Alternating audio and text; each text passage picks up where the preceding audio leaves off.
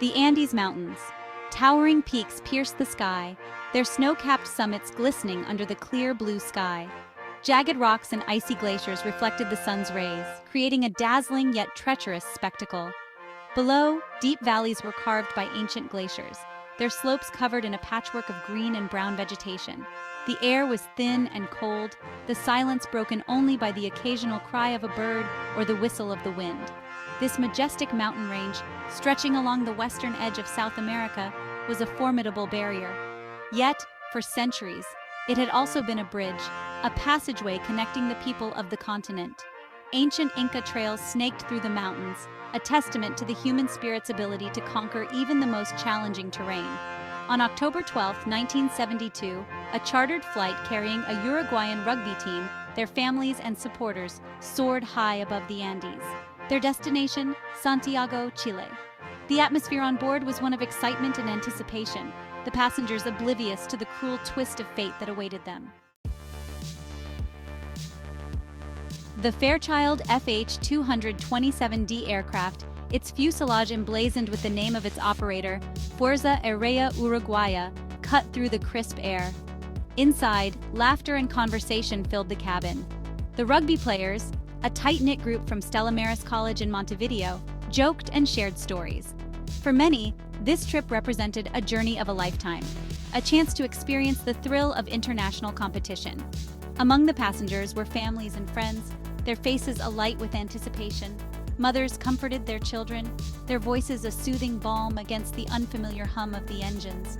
The flight attendants, their smiles warm and reassuring, moved through the cabin, tending to the needs of their passengers. As the plane climbed higher, the snow-capped peaks of the Andes Mountains loomed larger, their presence growing more imposing. Passengers gazed out of the windows, captivated by the beauty of the world spread out beneath them. Unbeknownst to those on board, the flight was entering a treacherous zone. High above the rugged terrain, strong winds buffeted the aircraft. The pilots, experienced aviators, were accustomed to the challenges of flying in the Andes.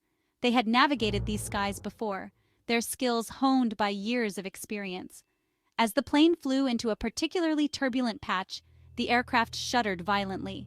Passengers gripped their armrests, their laughter turning to gasps of concern. The sudden jolt, a sharp break in the smooth rhythm of the flight, sent a ripple of unease through the cabin. Mothers pulled their children closer, their eyes wide with fear. Suddenly the plane lurched violently, sending luggage tumbling from the overhead compartments. The world outside the windows became a blur of white and brown as the aircraft plunged towards the unforgiving peaks below. In that moment, time seemed to stand still. The initial impact was deafening, a cacophony of sound that ripped through the thin mountain air. The fuselage of the aircraft, designed for the skies, crumpled against the unforgiving granite of the Andes. Metal shrieked, luggage flew, and the screams of passengers filled the air. Then, silence. A silence more profound than the roar that had preceded it, broken only by the whisper of the wind and the groans of the wounded. The world was a jumble of twisted metal, shattered glass, and scattered belongings. Those who could struggled to free themselves from the wreckage, their movements hampered by injury and shock. Dazed and disoriented, they emerged into a world of blinding white, the snow-covered mountains stretching endlessly in every direction. The enormity of their situation, the realization that they were stranded in one of the most remote and inhospitable places on Earth, began to sink in. As the initial shock subsided, the survivors of Flight 571 were confronted with the harsh reality of their situation. They were stranded on a desolate mountainside, more than 11,000 feet above sea level, with no way to contact the outside world. The Andes, once a distant, majestic backdrop to their lives, were now their prison, their icy grip a constant threat. The vastness of their surroundings, the sheer scale of their isolation, was both awe-inspiring and terrifying. The crash had claimed the lives of many, their bodies lying amidst the wreckage, a stark reminder of the fragility of life. Those who had survived were faced with a daunting task: to stay alive in an environment that offered little hope of survival. The cold was relentless, seeping into their bones, sapping their strength. Food and water were scarce, their supplies dwindling with each passing hour. Shelter was paramount. The fuselage of the shattered aircraft, a mangled reminder of their ordeal, became their refuge from the elements. They huddled together inside its broken shell, sharing body heat and meager rations. The injured were tended to with whatever limited medical supplies they could salvage. Despite the despair that threatened to engulf them, the survivors clung to hope. They drew strength from their shared ordeal, their collective will to live a beacon in the darkness. Their rugby training, which had once revolved around physical strength and competition, now took on a new significance. It instilled in them the discipline, the teamwork, and the unwavering spirit they needed to face this new and unexpected challenge. They rationed their meager food supplies with meticulous care, each bite a testament to their determination.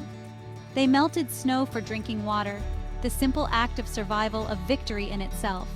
They shared stories, sang songs, and offered each other words of encouragement, refusing to let the despair extinguish the flame of hope that flickered within them. They drew strength from their memories of home, from the love of their families, and from the belief that somehow they would be reunited. As days turned into weeks, the survivors of Flight 571 found themselves facing a horrifying dilemma. Their dwindling food supplies had long since run out, and their bodies were slowly succumbing to starvation. Death, once a distant specter, now loomed large, casting a long shadow over their hopes of rescue. To live, they had to make a choice that defied every societal norm, every fiber of their being. They had to consume the flesh of their deceased companions. It was a decision born of desperation, a testament to their primal instinct to survive, no matter the cost. The bodies, preserved by the cold, became their sustenance, their only hope of staving off death for a little longer. It gave them the strength to endure a little longer, to hope a little harder, to believe that somehow, against all odds, they might yet be saved. Their bodies were sustained, but their spirits were tested, their humanity stretched to its very limits. After 72 days on the mountain, hope arrived in the form of a small transistor radio. They managed to repair it, and through the static, they heard news that changed everything. The search for them had been called off. They were officially presumed dead. The news, though devastating, ignited a spark of defiance. If they were to have any chance of survival, they would have to take matters into their own hands. A daring plan began to take shape. They would send an expedition across the treacherous mountains, a desperate gamble to find help. 3 of the strongest among them, Nando Parrado, Roberto Canessa, and Antonio Vizintin, volunteered for this perilous mission. On December 12, 1972, the 3 men set off, their backpacks laden with hope and the weight of their companions' lives. They ventured into the unknown, their bodies weakened by months of starvation, their spirits bolstered by the belief that somewhere beyond the icy peaks lay salvation. The journey was arduous, a relentless battle against fatigue, hunger, and the unforgiving terrain. They climbed treacherous slopes, their lungs burning in the thin air. They navigated through blinding snowstorms, their bodies buffeted by icy winds. They endured unimaginable hardships, their resolve tested at every turn. But they pressed on, their determination fueled by the hope of rescue, by the thought of seeing their loved ones again. After 10 grueling days, their perseverance was rewarded. On December 22nd, they stumbled upon a shepherd tending his flock in a remote valley. Their rescuer, Sergio Catalan, a humble Chilean campesino, became their link to the outside world. Catalan alerted the authorities, and soon, helicopters were dispatched to the crash site.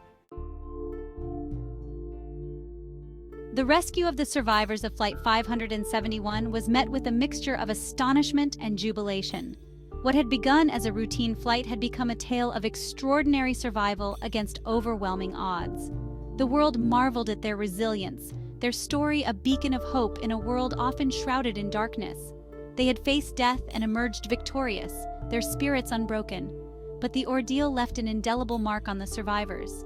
The physical scars would heal, but the memories of those 72 days on the mountain would remain, etched into their very being. They had also experienced the extraordinary power of the human spirit, the unyielding will to live that had seen them through their darkest hours. In the years that followed, the survivors of Flight 571 grappled with the aftermath of their experience. The story of Flight 571 continues to resonate with people around the world. It serves as a powerful reminder of the fragility of life, the unpredictable nature of fate, and the extraordinary resilience of the human spirit. It is a testament to the power of hope, the importance of faith, and the enduring strength of the human will to live. The survivors of Flight 571 have honored the memory of those they lost by embracing life with a renewed sense of purpose. Many have dedicated themselves to their families, their communities, and to causes that celebrate the sanctity of life. They have shared their story with the world, not to sensationalize their ordeal, but to inspire others, to offer a message of hope and resilience.